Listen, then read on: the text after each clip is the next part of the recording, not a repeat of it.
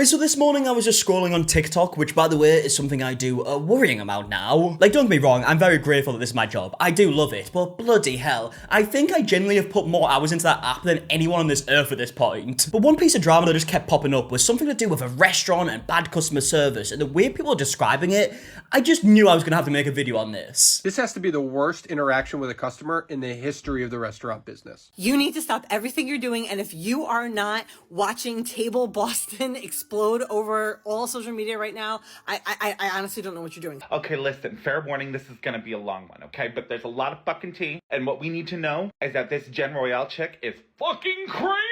So yeah, you can kind of get the gist of what people are saying. They're saying that this restaurant drama is wild, we need to check it out, so we're gonna do that. But then we also hear some hints of what it's about, right? Especially in this last video, they say that this Jen Royale chick, who's the owner of this restaurant, is crazy. Now, when I started hearing about these videos and started to like look into it a bit more, the very first thing I did was look at the Google reviews. Mainly because I wanted to see straight away, is the behavior we're about to witness out of character, or is this something that they've been doing for a long time? Turns out it's the latter. I mean, here we have a review from someone who said they were gifted a gift card to go to this restaurant. They decided to go to the restaurant and then they refused to actually honor the gift card. And one thing they also mention is that the owner of the restaurant is extremely rude, which is a big theme of this video. And here's another review from someone who actually booked to celebrate their boyfriend's birthday. It was meant to be on March 16th. They accidentally booked it on the same day they were booking on, which should be fine, right? Honest mistake. You ring up and you get the date changed to the actual date because you did it wrong the first time. Well, it turns out that wasn't the case in this situation because they were actually charged $230 just to change the date. And then as we scroll further down, there's just more and more reviews from people saying that this cancellation fee that they've got going in this restaurant is ridiculous. We've got one person that was charged $230 and another person who's charged $400. All the reviews I've just read were way before this whole situation went viral on social media, right? So I believe these. But now that we've established the type of reputation that this restaurant has, let's actually get into the most current situation. Wild story incoming. Last month we had to cancel our Boston trip after I was hospitalized. As a result, I had to use travel insurance to get my money back on our hotel, train, and restaurant reservations. Today I got this message from Table Boston. And here we also have a DM from the business account. This is from the actual restaurant's Instagram page. Hi Trevor, I own Table Restaurant in Boston. I just wanted to personally thank you for screwing over my restaurant and my staff when you disputed your cancellation fee. I really hope in the future you have more respect for restaurants, especially small businesses such as mine.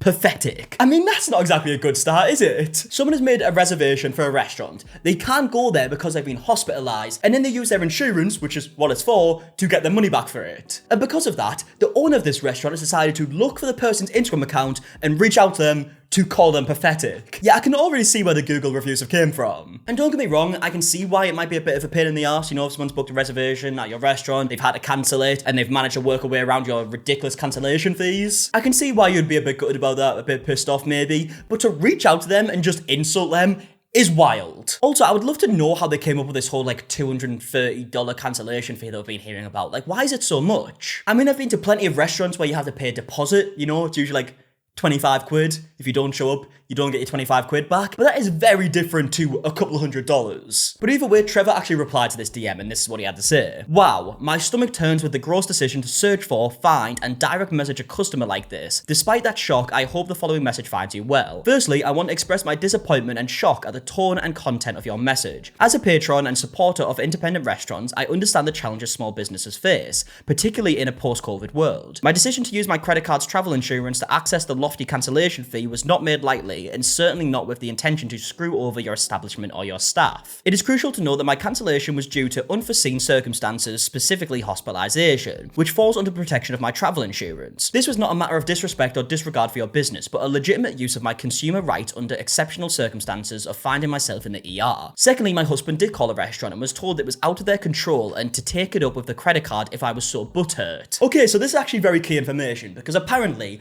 the husband did ring up the restaurant to cancel originally, trying to do it through the restaurant, and explained and said, look, we're gonna have to cancel, my husband's in the ER, unforeseen circumstances, hopefully you understand. And apparently the restaurant's response was, if you're so butthurt about the situation, take it up with your credit card. Which first of all is a mental thing to say, but secondly, they just did what you advised them to do. They did take it up with their credit card. I guess the restaurant didn't think that they would be able to get their money back, and now that they did, they're pissed off about it. But either way, the message carries on a bit. Trevor says, I was planning to come back to Boston, but I'm no longer going to go to your restaurant. Unfortunately, this isn't where the conversation ends, because Table Boston decided to reply. Firstly, you are not a customer.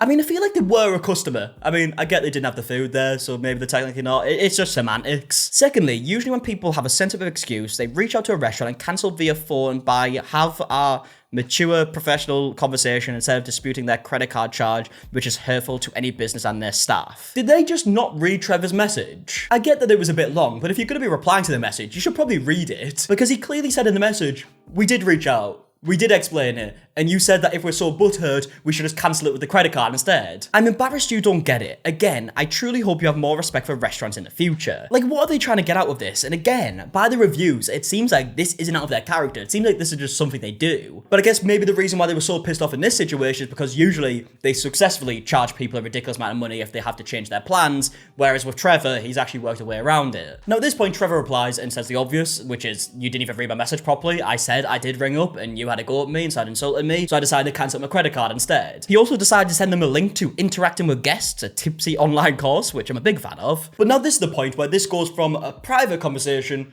to a public conversation, because Trevor decides to post the first message on his Instagram story and says, last month we had to cancel our Boston trip after I ended up hospitalized. As a result, I had to use travel insurance to get my money back on our hotel, train, tickets, and dinner reservations. Today I got this message from Table North End. And he shows the DM, so yes, he did make it public first, I guess, but I mean, he received a message from a business account, from a restaurant, calling him pathetic. Like, I feel like he has every right to do so. And now this is at the point when Jen Royale, the owner of Table Boston, starts replying on her stories. Boo-hoo, then call and cancel and explain. Disputing a cancellation fee is wrong. Again, she's just ignoring the fact that he did do that. Like, it can't even be an honest mistake at this point because he's explained it multiple times. Like, she's just deciding to ignore this piece of information at this point. But either way, Jen carries on and she actually posts a screenshot of a message that she sent to Trevor saying, first of all, you are not a customer, and she added to it on her Instagram story. I spoke to about a dozen business owners today who shared their frustrations and people walking all over them and disputing their credit card charges. This has to stop. The lack of respect and entitlement is gross. I mean, since we're on the topic of lack of respect, you literally reached out to his Instagram to call him pathetic. It's not exactly respectful, is it? And I mean, this is just the most classic response ever, right? Just saying, I spoke to about a dozen business owners today without saying who she spoke to. It's just a really easy thing to say. And also, you should probably add a lot of context to this, which I doubt she did because she removed all the context from her Instagram story after being told multiple times what the situation was. So in my personal opinion, if I'd assume what happened here, I reckon she maybe spoke to these business owners, apparently, and spoke about the situation, but changed it ever so slightly. I mean, let's be honest, she probably left out the information that he did ring up originally to try and cancel it, but she refused. And I wouldn't be surprised if she twisted the story further at this point. But the situation is far from over at this point, because after they go public with the information, they start DMing back and forth again. So, you used your credit card travel insurance for our policy, and then disputed your fee. Even worse, you were reimbursed. Okay, so I'm trying to make sense of what she just said, and what I'm assuming she's insinuating here is that Trevor actually got the money back from his insurance and then tried to dispute it with the restaurant and rang up to get the money back, to try and get double. Which, if that is what she's trying to insinuate here, she's just twisted the story even further. I don't know if she's just maybe a bit stupid, or she's genuinely seeing this situation as this. It's really hard to tell. But no, that's not what Trevor said. He said he tried to ring up originally to try and cancel it. He was then refused and was told to cancel his credit card if he so butthurt. So he did that. He's not trying to get double the amount of money here, if that's what she's on about. Don't ever say you have respect for small independent restaurants, because you don't. FYI, that's also called insurance fraud. Insurance fraud? What is she on about? No, it's not insurance fraud. That is just a bold-faced lie. Also, nobody on my staff spoke to your husband in that manner. Not a single human on my staff would ever use the words buttered. Shame on you. We are done here. I mean, we didn't hear the phone call, so we don't know how it went, but Jen did reach out to Trevor and call him pathetic without hearing any explanation. So I really wouldn't be surprised. Now at this point, Trevor has to reply and explain himself again and say, look, it's not insurance fraud, you've got it mixed up, I actually rang up first and then tried to cancel my insurance. But Jen just ignores all of this again to go back to her Instagram story and spin the narrative even more, where she shows a DM from Trevor saying, my decision to use a credit card's travel insurance to address the lofty cancellation fee was not made lightly and certainly not the intention to screw with your establishment or your staff. And she actually added to this and said, so if you used your travel insurance for the restaurant policy, why did you dispute your credit card fee? Again, Trevor has explained this multiple times now and she's just choosing to ignore it. I actually am very curious to know if she is just this delusional and this is how she's seeing the situation play out,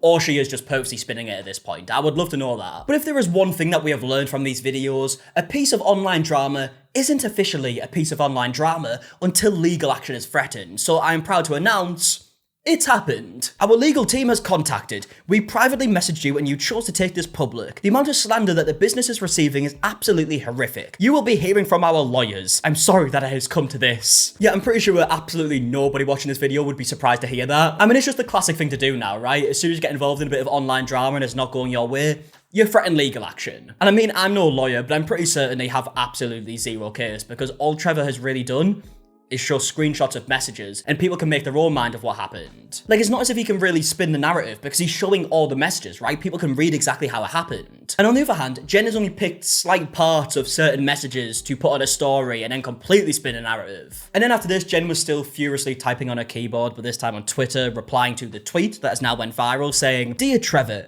you are failing to tell everyone that you disputed your credit card charge." What are you on about? How has he failed to tell everybody that? That is the main part of this story. It's been mentioned about 7 times, which is extremely hurtful to a small business. We emailed you asking for an explanation. You did not respond to us with any mention of an illness. Don't let the truth get in the way. Yeah, I was gonna say it's a shame that she's decided to ruin her reputation over this really petty situation, but it seems like the reputation was kind of already in the bin based on the reviews that have been going back years at this point. And by the way, them reviews are very similar to what we're hearing now, which makes me believe Trevor's story even more. But yeah, it's definitely not a good look for the restaurant, especially now that it's went a bit mainstream, this situation. Like, news articles are coming out left, right, and center talking about this. So something tells me Jen is probably going to regret this situation in the future, but who knows? I mean, we've seen some delusions here and there, so maybe she'll still think she's in the right. But either way, I would love to know your opinion on everything that we spoke about in the comment section down below. If you did enjoy this video, please leave a like down below, subscribe if you are new, and until the next one, I'll see you guys in a bit. Alright, goodbye.